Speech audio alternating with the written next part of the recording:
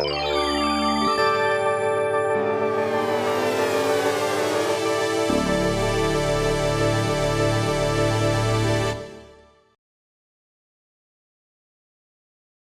Thomas is a Brooklyn-based artist. She was born in 1971 in Camden, New Jersey. She was fortunate enough to grow up participating in after-school programs with her younger brother at the Newark Museum in the Henry Street Settlement in New York.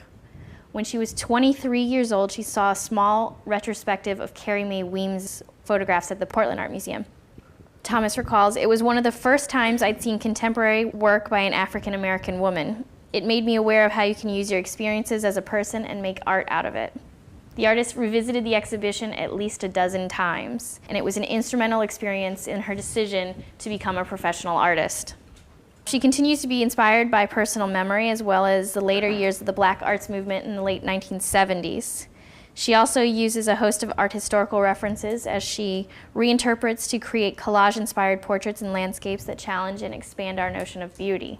The artist Carol Walker, who is another contemporary African-American female artist, wrote a review, or rather the beginning of a conversation between the two of them for a 2009 issue of Bomb magazine. So I just wanted to read a little excerpt from that because it's wonderful. Alice Walker put forth the term womanist, suggesting an outrageous and audacious woman, one who loves other women, sexually or not. Mickalene Thomas's chocolate-colored sisters with statuesque thighs, supple flesh, and meandering hair announce the promise of womanist agency. The space-age domestics or Mother Africa soul searchers of her Odalisque photos are draped over sofas and swathed in layers of contrasting exotic prints. A porn trope as much as it was a fact of 70s interior design. Thomas's bodies begin as substrata, canvases to a libidinal urge reminiscent of depictions of the other in early photography and pornography, and in turn historical photographs mimicry of Western painting traditions. But while relying on the familiar arrangements of white male painting tradition, Thomas allows her photographic compositions to spiral inward, away from the superficial tropes of the exotica towards the complex sexuality of her models. Situated in a wood-paneled setting redolent of a recreation room or a now dated interior redesign, familiar to a child of the 70s like Thomas, each photograph layers pride and resistance. A formerly exploitive gaze, Manet's Olympia, Matisse's Odalisque, become the frame for a kind of post-womanist self-consciousness. Early in her grad school career, Mickalene Thomas was asked by a professor to paint a piece in collaboration or based on a person with whom she had difficulties. Thomas chose her mother, from whom she'd been estranged at that time. From then until her mother's death in 2010, she served as a model and muse. Her mother's name was Sandra Bush. She was actually a model. Primarily, Thomas uses women in her life, though she considers the portraits in some small way self-portraits. The artist notes, "I do sometimes find similarities, and I think that's why I chose some of them, because I choose them with the idea of portraiture. I see some of myself in them, or what I want to be. It's like emulating my mother. I think we are attracted to people we want to be, or people who remind us of ourselves. The magnetism that happens is why you gravitate together as energies." Mickalene Thomas's production is informed by classical genres of portraiture, landscape, still life, and the female nude. She combines careful borrowings from historical painting with contemporary popular culture. In combining traditional genres with African-American female subjects, Thomas makes the case for opening up conventional parameters of art history and culture. Reframing familiar Odalisque poses, Thomas subverts the traditional model-viewer power dynamic by substituting her own gaze. As a Black female artist who sees beauty in the female figure, she replaces women as passive subjects with Black women who demonstrate confidence in their sexuality. Thomas explained this in an interview. "I believe that the sitter has the power, or more power than I have, over what's being presented. I'm not overly choreographing the women I work with. I'm really trying to capture a quality within them. They are presenting to me through their lens how they want to be represented. That's where the collaboration happens. And the fact that the gaze in question is from one woman to another is more powerful to me than the male gaze. But I think the female gaze is still connected to the concept of the male gaze. We are all shaped by the dominant cultural norms." A lot of Thomas's looking at these artists, 19th century in particular, have to do with very specific information that she's interested in pulling from their work. She has very specific characteristics that she's borrowing. Blaxploitation images are most commonly cited. However, the artist cites Alice Neal for her use of line, David Hockney's landscape paintings, his use of grid, and how the space shifts with the colors and then change the landscape. And of course, Romare Bearden's use of collage and formality. Thomas also draws snippets from her personal memory. She recalls her grandmother, not wanting to retire, got a job at Goodwill. She would habitually gather bits of fabric, clothing, blankets, and reupholster her furniture with these found patterns. The wood paneling also recalls the decor of her early childhood in the 1970s. So you can see the patchwork and the combination of the bold patterns might be something that she's foggily remembering from when she was anywhere from 0 to 9 years old. She was 9 by the time the 80s came around. She's primarily known for this type of work, her rhinestone-encrusted portraits. For Thomas, the rhinestones were a point of art historical context. She began using them early in grad school to reference pointillism and the intersection of high art and low arts, as she was using a craft material to create portraits. Meticulously composed layers of bold patterns and bright blocks of color adorned with Swarovski rhinestones, the paintings are constructed through a rigorous 3-part process. Thomas begins by constructing a tableau, posing the model, and taking a photograph. For the artist, photography manipulates the viewer into thinking what this is. It resides in reality and what is true. The rounded corners of her portraits recall vintage photographs. She then cuts up the photographs, fragmenting, deconstructing, and recontextualizing the interior space in the figure, and reassembles the image as a collage. Finally, on a greatly expanded scale, she reproduces it in vinyl, acrylic, oil, enamel, and any other materials she decides to use. Initially, Thomas made collage as preparatory studies for her paintings. Beginning in 2012, here's one of her interiors. You can see the furniture with the patchwork as a memory of her grandmother. The photograph that's on the wall is one of her photographs as well. Beginning in 2012, she began exhibiting her collages to make her process more transparent and accessible. For her, the collage, the act of using the collage, connects her to the artwork, gives it a handmade feel. She can make quick decisions and maintains the quality of the layers. It also allows her to combine the photography, which she considers the true, the reality, and painting, which for her represents fantasy and her ability to manipulate what you understand as real. She makes a conscious connection between this intentional use of borrowed elements and her choice to work in the medium of collage. The artist says, "That's how I see collage," she says. "It's really wanting to play with these kinds of images and patterns and ask where did they come from and how are they incorporated and constructed." In 2010, Mickalene Thomas was given the opportunity to do a residency in Giverny in Monet's gardens. A lot of artists go there, and of course they focus on the beautiful gardens and the lily pads in the water, but Mickalene Thomas had a different vision. She focused on the interior spaces and how the color of each room affected your view through the windows and of the gardens. So she began working with these exterior spaces and architecture as well while she was in France. You're seeing what beginning for her is the beginning of exploring landscape, seeing these fractured spaces, solid blocks of color against pattern. And as you'll see when we get to the Norton's collage, not all of the photographs actually belong to France or from France. They're all collected images that she's putting together, juxtaposing against each other, and creating an artifice of what you understand belongs together.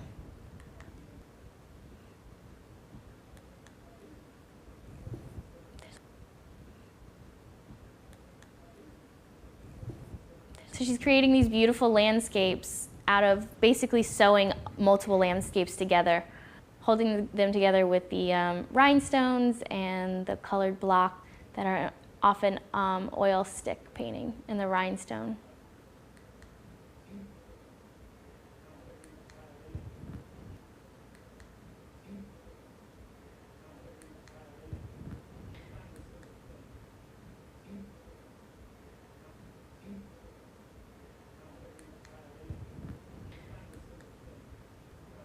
While she was in France, she also created a video of her experience. This is a film still from it. She created a video to sort of capture the feeling that she had there exploring the gardens, she put on a painting jacket that was similar to Monet's and wandered the gardens in search of her mentor. And honestly, she said she wasn't very interested in Monet's work when she was given the residency, but upon exploring the views and understanding the gardens, she understands Monet's work now.